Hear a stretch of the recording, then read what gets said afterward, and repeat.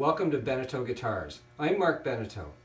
Over the years I've posted quite a few still photos on my Facebook page, but never a video.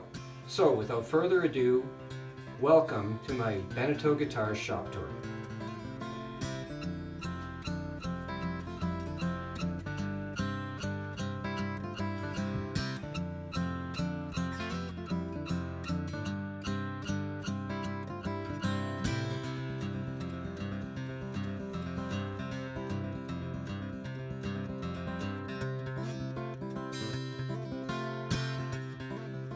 Here we are in the portion of my shop where I do my rough work.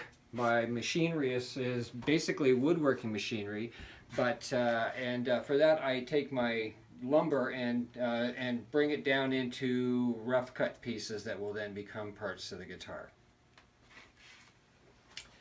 This machine here is sort of the standby of all guitar makers. It's a thickness sander, and it's used for preparing most of the parts on the guitar.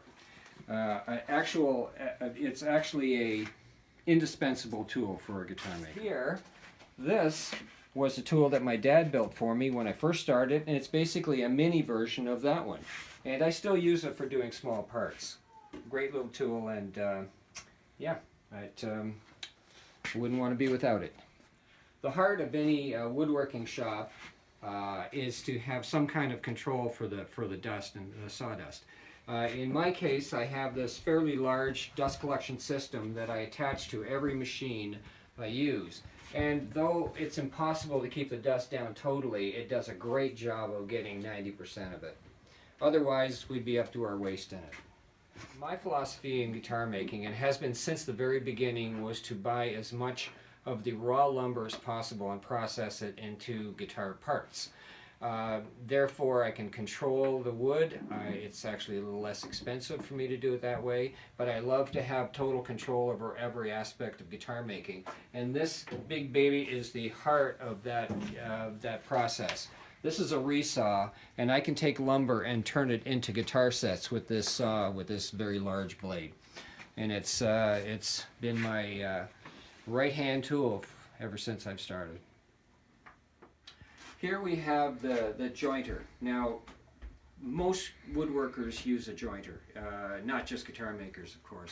But for me, it's an indispensable tool because part of the precision of guitar making is have your joints, the joints, say the top, the back, the sides, everything fit together perfectly.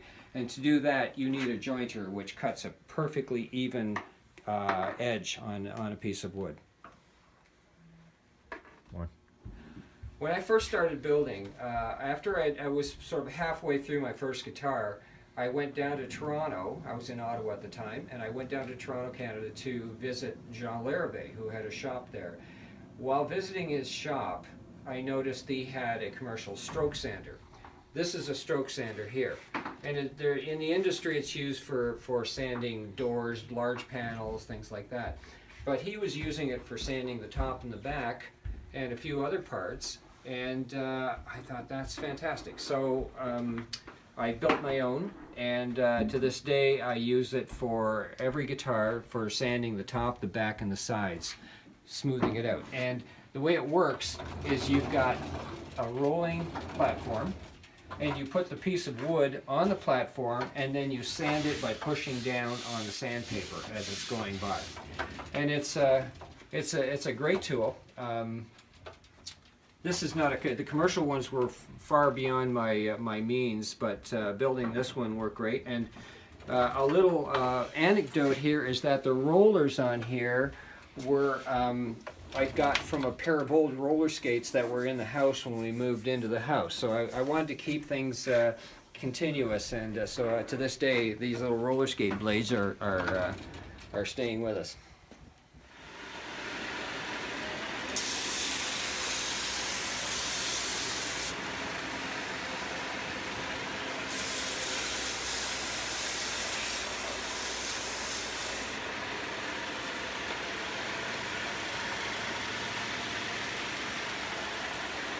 That's a smooth piece of wood now. Now, behind me, you can see there's piles of wood. Now, this is wood that I have already cut on the bandsaw that we were talking about earlier. And so this is part of my storage. I have a lot more wood in my attic, but this is what I do. Now I will cut the wood, and then for an example, this is a set of Cocobolo, as it says right here, and this is for a guitar back. Okay, this wood has been cut on the bandsaw and then sanded down to a certain extent, so that once I make the center smooth, then I can join it together and then, you know, take it from there. But this is what I do, and all these are sets for guitars that I've cut and prepared, and they're ready to go if and when I need them. This is the spray room. This is where I do my polishing, and I prepare guitars for polishing, and also where I spray the guitars when they're ready to spray. This is where I do my polishing. This is my polishing table, and over here behind you is this big old buffing head that I was really lucky to find, a big old industrial head that's fantastic, and it'll last about 25 lifetimes. And as you can see, nice big smooth machine. You hold the guitar against it and you buff it up to a polish. As you probably noticed, I have a lot of sanders in my shop. It's guitar makers just tend to use a lot of sanders because there's so many different operations that we use a sander for, and they're all a little bit different from each other. This is a great all-around tool. It's not a tool that's unusual. Most woodworkers would have something like this, and it's a combination of a belt and a disc. And between those two, I can do a number of different operations that are very specific to guitar making, and by using jigs and fixtures I can really personalize it to the way I do my work.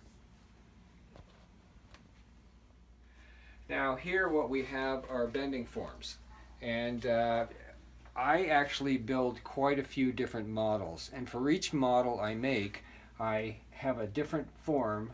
And in the case of a cutaway, I'll have one form for the cutaway side and one form for the other side. And I even have more of these, but these are the main models that I work with on a regular basis. And so I want to have them handy here.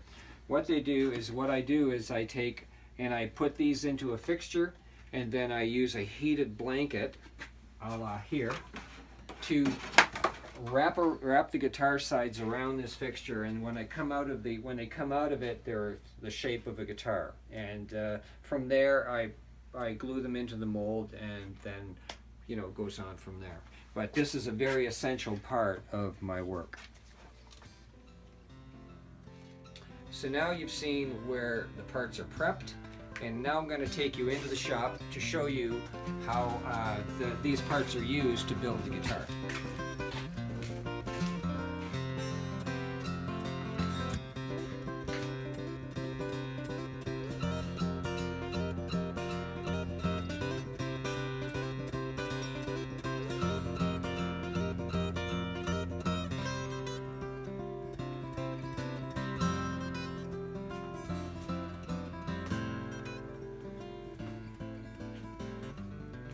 This is my main workroom where I do my assembly work. As you know, as you can see, there isn't a square inch on this wall that's uncovered. What happens in guitar making, because guitar making is a process of possibly hundreds of small operations, everyone needs a special jig or fixture. And over the years, you accumulate all these jigs and fixtures so that you're well prepared to do that operation the second time, and the third, and fourth, and fifth. And so, as you can see from going around the walls, that it's basically covered with jigs and fixtures. Another point that I'd like to point out is the old adage that a woodworker can never have too many clamps. And as you can see, that's true. And I have more hidden around the shop as well. It's not because I'm a clamp collector. It's because I need them.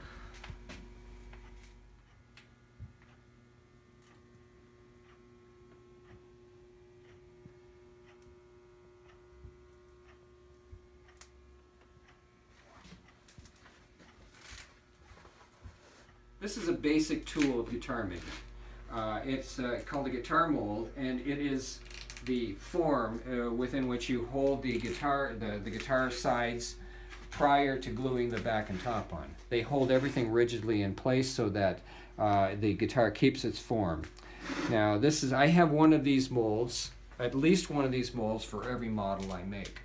And in some cases I have several of the same mold because some of my models are very popular, and I end up doing 2 or 3 of the same one at the same time. Here's a set of sides clamped into the mold and almost ready to have the top and back glued on.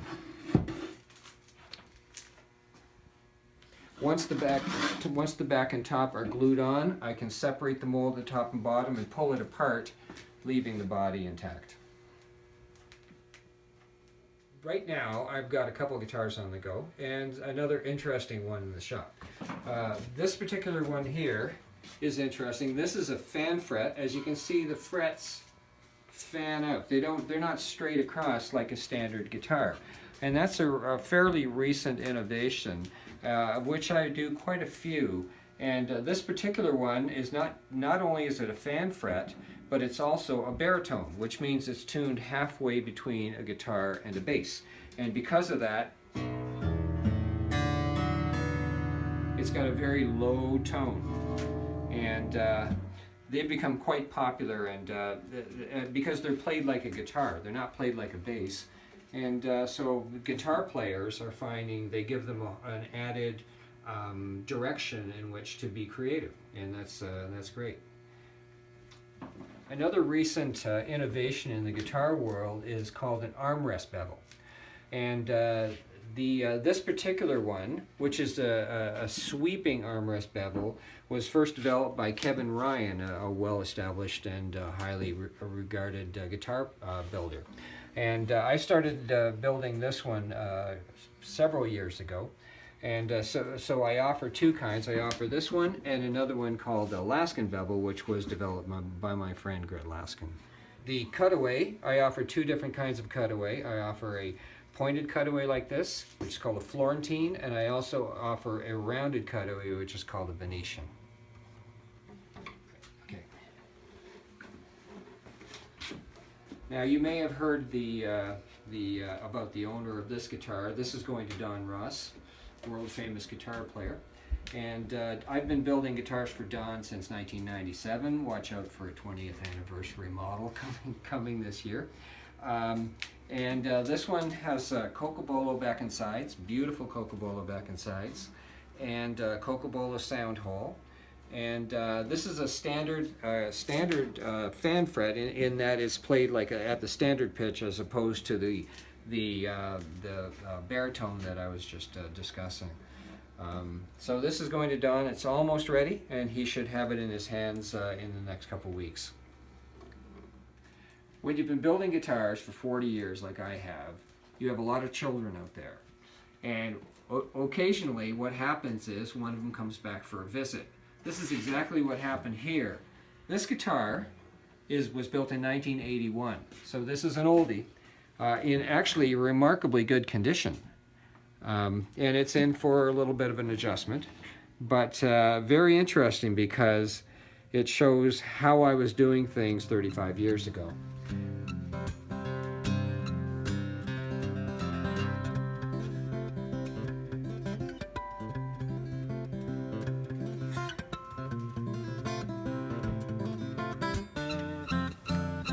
We've now come to the end of my shop tour.